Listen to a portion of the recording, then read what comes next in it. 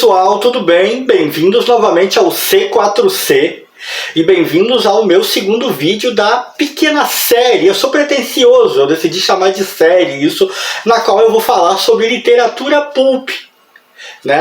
A tão amada e que gerou tanto material para quem ama ler, que gerou tantos personagens, tantos momentos icônicos e que se ramificou, porque a literatura pulp ela é responsável por muita coisa.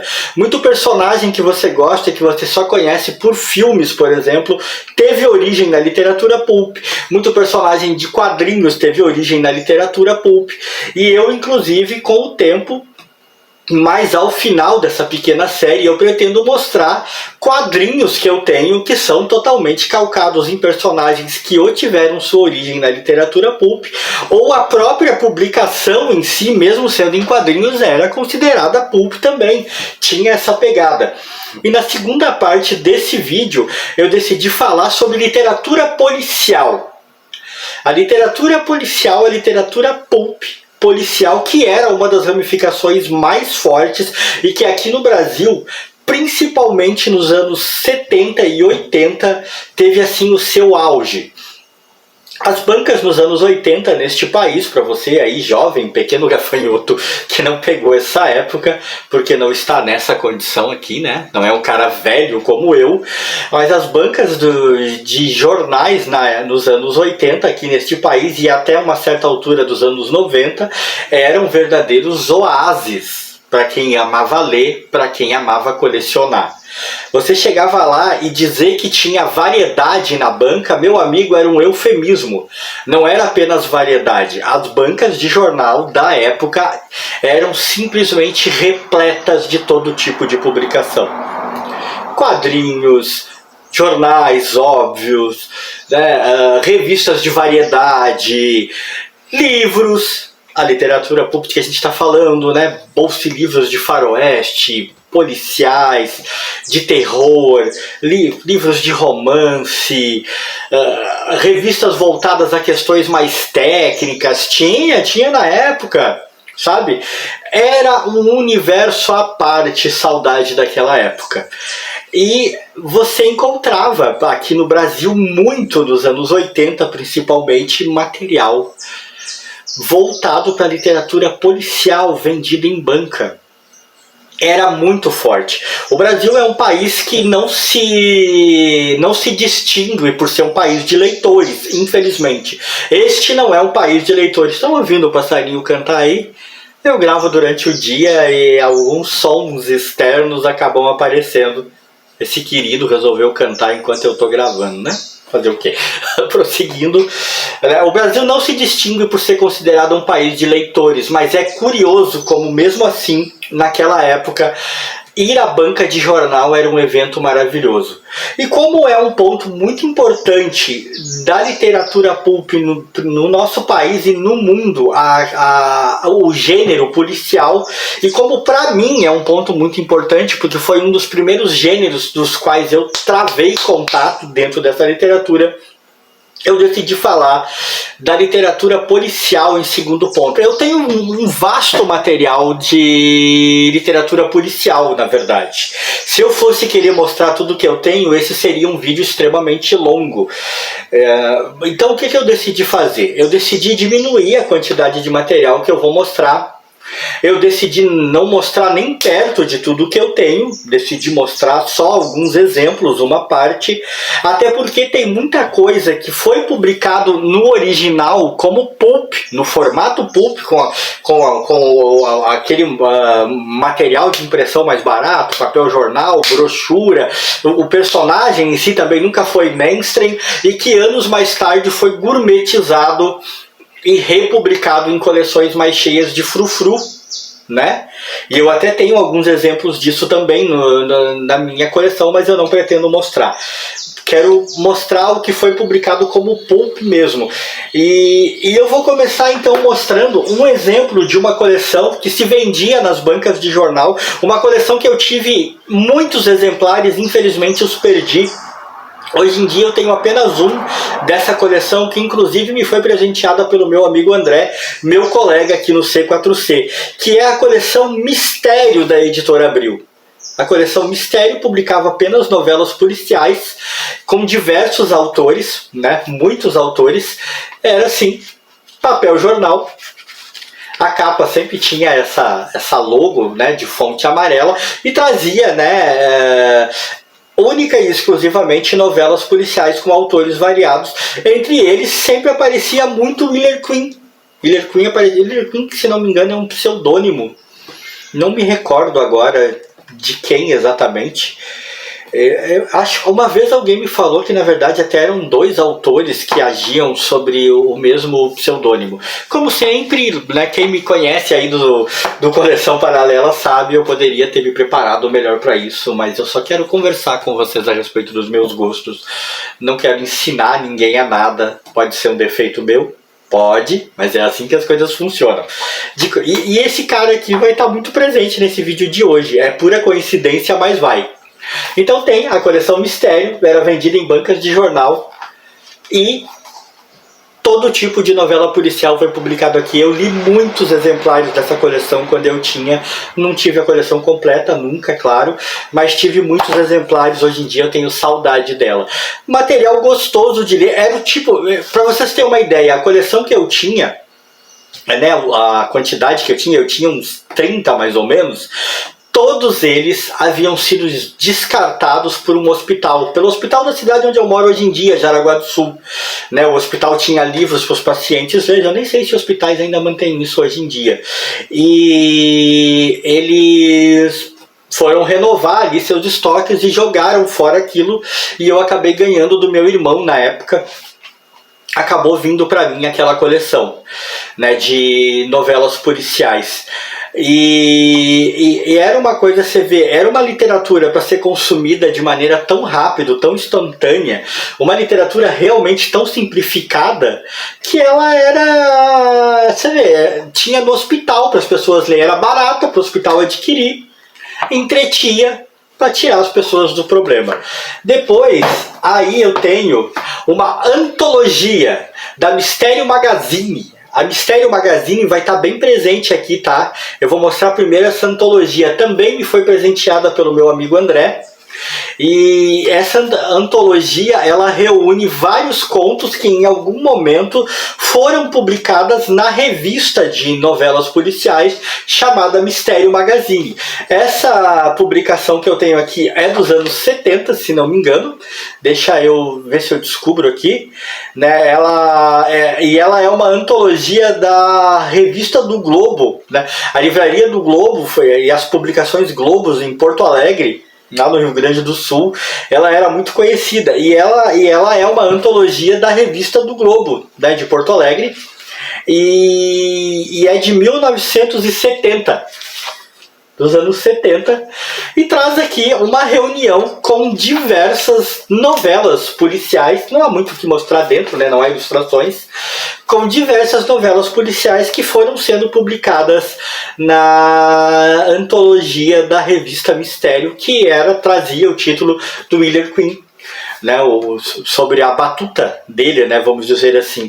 É um nome extremamente conhecido, né, foi um nome muito respeitado no meio policial, esse cara. Ela trazia na capa, vocês veem, A Pista Zero, de Rex Stout, De Repente é Meia-Noite, de White Marterson, e A Morte de Dom Juan, do Heller Green. Né, eram diversos autores, alguns muito conhecidos no meio, outros nem tanto. É como eu falei, foi sem querer na verdade, mas o nome Heller Queen vai estar muito presente no que se refere a novelas policiais. Até porque, embora muita coisa tenha sido publicada num formato mais popular, tem autores que eu não consigo considerar pulp. Eu posso estar enganado. Pode ser assim, tipo, tecnicamente falando, para um cara que é realmente especialista em literatura, o cara pode me dizer, não, isso aí também era pulp. Mas para mim não era, tipo Agatha Christie. Eu tenho um material da Agatha Christie aqui, que era vendido em banca na época também foi montado para ser vendido num formato popular. Mas, cara, eu não consigo considerar a literatura de Agatha Christie, embora sejam novelas policiais, sejam histórias de detetive, eu não consigo considerar pulp. Agatha Christie é a grande rainha da novela policial. A mulher se tornou, era um gênio, né? Ela era extremamente maravilhosa quando escrevendo, e eu não consigo considerar que ela tenha tido origem no pulp, que ela seja pulp. Não que eu esteja dizendo que isso seja exatamente rebaixá-la, mas para mim não se encaixa. E essas publicações que traziam o nome do Wheeler Green, elas eram muito populares na época, né? Mas o foco aqui no caso, colocavam o nome dele na capa porque ele era extremamente popular, mas ele estava longe de ser a única atração. A atração mesmo é que se tratava de uma reunião de autores de contos policiais de diversos autores. É tipo a Isaac Asimov Magazine. Infelizmente eu tive só um exemplar dessa coleção, que estava todo detonado, não tinha nem capa. Eu tenho saudade, eu gostaria de encontrar mais exemplares da Isaac Asimov Magazine. Uma hora dessas eu vou procurar. Eu vou falar forçosamente sobre literatura pulp de ficção científica nessa pequena série. E eu gostaria de ter um exemplar para mostrar. Depois eu tenho um outro número, que é o número 8 da Wheeler Green, né? Da Mistério Magazine. Ó, 12 histórias fascinantes. Esse é um material com papel de um pouquinho mais de qualidade, ó. Já não é papel jornal. E traz na capa coisas como uma novela especial, O Mistério da Cela 16. Autores como Joyce Harrington, Robert Cittadino, Johnny Vineyard, Gregory Chapman, esse é um autor que eu conheço, John Lee Breen, Isaac Asimov, Rene Bachler, Celia Fleming, Michael Gilbert, o Inspetor Petella e Eduardo D. Roche, além de David L. Era uma reunião, né, de diversos autores, e você vê alguns extremamente consagrados, como Asimov. Fantástico. E aí, gente, o meu grande orgulho, eu tenho exemplares da Mistério Magazine, né? E por que é meu grande orgulho? Porque aqui estão alguns dos exemplares mais antigos que eu tenho, não só na minha pequena coleção de novela policial, mas na verdade em toda a minha coleção de livros. E eu amo essa coisa, eu amo sentir que eu estou viajando ao passado só de pegar. São todos exemplares da Mistério Magazine. Todos, né? E eu vou começar com um dos mais moderninhos que eu tenho. É uma edição de março de 1970, né? Todos eles, como eu disse, trazem Wheeler Green na capa. Ele era o nome em evidência, ele era o que atraía. Todas publicações da revista Globo e a Mistério Magazine de Wheeler Green. Essa é de 1970. Por dentro, o visual era esse, tá? Em todas, não, como eu disse, não há o que mostrar dentro. E todas têm a mesma pegada. Uma reunião de contos de diversos autores. E o índice aqui está dividido assim: histórias da Europa, da América do Norte, da África, da América do Sul e outros contos.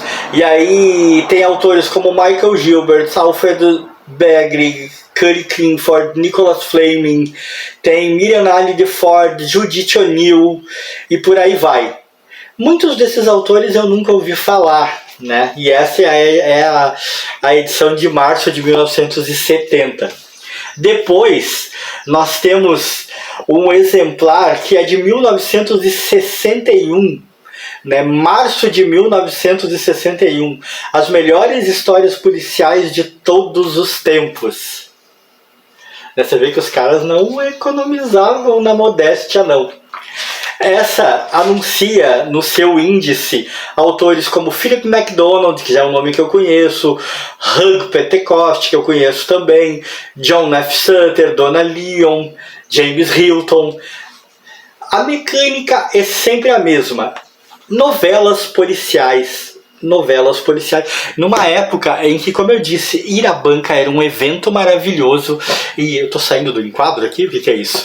E o material as novelas policiais, as histórias de faroeste, fossem elas em que mídia fosse, livros, né, ou quadrinhos, ainda atraíam muita gente. E aí começamos a chegar nas verdadeiras joias da minha coleção, naquelas que eu considero, assim, eu tenho muito orgulho de ter. De agosto de 1957, né, as melhores histórias policiais de todos os tempos da revista Mistério Magazine. Cara, isso aqui é de 1957. Vocês não têm ideia do carinho que eu tenho por essa edição, do amor que eu tenho em segurar essa publicação na mão. Cara, eu amo. E aí vocês vão perguntar, você já leu? Não, eu ainda não li. Cara, eu tenho às vezes medo de manipular. Eu sempre falo aqui, e me processem, fiquem bravos comigo, mas eu sempre falo que, a não ser em determinadas exceções, porque claro, existem exceções, eu acho um zelo desmazelado, um exagero enorme. Gente que, por exemplo, faz vídeo manipulando quadrinhos, às vezes quadrinhos dos anos 60, cara, usando luvinhas para mexer. Eu acho aquilo absurdamente exagerado, mas pelo menos o cuidado com a publicação em si, eu consigo entendê-los quando eu lido com esse material, porque eu tenho aqui um material dos anos 50, meu amigo. Eu sou velho e esse material é mais velho do que eu. Eu amo demais isso. E aí, por último, a Mistério Magazine, essa é a número 83 de 1956. Ou seja, eu tenho 1956 e 1957. Isso é um material, tá, e eu não tenho nenhum receio em dizer, tá? Essas duas edições aqui haviam sido jogadas no lixo. No lixo. Eu resgatei do lixo e resgataria 1000 vezes. Jogar fora isso aqui, cara, é um crime. Eu acabei nem falando na outra, né, de tão empolgado que eu tava. Vou falar dos autores. Tem até um conto humorístico aqui dentro. Tem autores como Greg Wells, Aaron Mark Stein, John B. Starr, Joseph Wilton. Tem Agatha Christie, né, falamos dela aqui, Harry Kelly, nessa edição. Na outra edição, nós temos autores como George Simenon. Eu tenho um vasto material do Simenon, você vê, ele foi publicado dentro desse formato aqui, né, do formato pulp, e eu tenho muito material dele, mas o formato que eu tenho já é um formato que não é, digamos assim, já é um formato que eu considero gourmetizado. Eu tenho uma visão muito minha do pulp também, é preciso deixar isso bem claro, tá? Então por isso que eu não estou mostrando, mas ele tá aqui, ó. Magnum Hagbert, Edmund Crispin e Vin Parker, ou seja, uma série gigante de autores, né, de quadrinhos. E, cara, a verdade é uma só. Vou dar continuidade na minha pequena série falando de literatura pulp aqui no C4C, porque eu amo essa literatura, porque eu vejo esse canal como uma oportunidade de falar de outras coisas que não sejam só quadrinhos, porque quadrinhos é o meu tema focal no meu outro canal, no Coleção Paralela, mas eu também vejo como uma enorme desculpa para poder pegar, tocar e falar dessas coisas pelas quais eu tenho um enorme orgulho. Edições dos anos 70, dos anos 60, dos anos 50, são coisas que eu considero tesouros inimagináveis. E para encerrar esse vídeo, eu vou só repetir aquilo que eu falei. A literatura policial, a literatura pulp, com contos, com novelas, com romances policiais, era um forte expoente de uma época. Era um dos pontos focais de toda uma geração de leitores. Ela tinha sua presença inclusive nos bolsilivros. Os bolsilivros não eram só de faroeste. Tinha como séries como FBI, séries como uma série de espiões, era Z alguma coisa, eu não lembro agora, né? A literatura policial sempre esteve presente ali, lado a lado. É uma das literaturas mais referenciais e amadas do mundo até hoje. Claro, hoje com outras roupagens, é como eu falei, até mesmo o material dessa época, essencialmente pulp, foi gourmetizado. A gourmetização às vezes me incomoda, mas ela pelo menos muitas vezes traz, como exemplo, traz a oportunidade de uma nova geração de leitores entrar em contato com um material que tinha muita essência e originalidade. É isso então, por hoje é isso aí. Aguardem o próximo vídeo. No próximo vídeo eu vou abordar, com certeza, ficção científica. Vou procurar o que eu tenho aqui de material dentro desse tema ficção científica e vou falar a respeito. Então é isso, pessoal. Abraço a todos. Se inscrevam no canal, compartilhem o vídeo se vocês acharem legal. Eu não costumo fazer muito isso, hein? Mas esse canal está começando e eu gostaria que ele alcançasse mais pessoas. Eu não costumo fazer muito isso de ficar pedindo. Mas acima de tudo, se você que assistiu, curtiu esse vídeo, deixa aquele like aí pra gente. Porque o C4C chegou para ser mais um portal, mais um porta-voz de poder falar de coisas que a gente tanto gosta. Abraço a todos. Fui!